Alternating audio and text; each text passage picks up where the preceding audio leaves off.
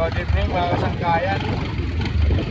Mamasada tayo ng tricycle, pamahal ang gas.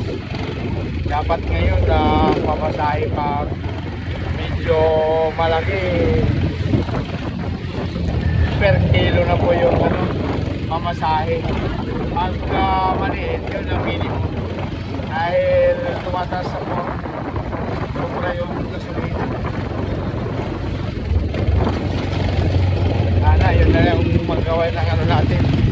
Lahat ng tricycle kaya may dala ng timbangan. Pag kailangan ng pasahero na magkano mamasahe, pag malaki per kilo, maliit lang, yun ang minimum. Yun lang po mga sangkayan. Makarating ito kay Bongbong, Presidente Bongbong.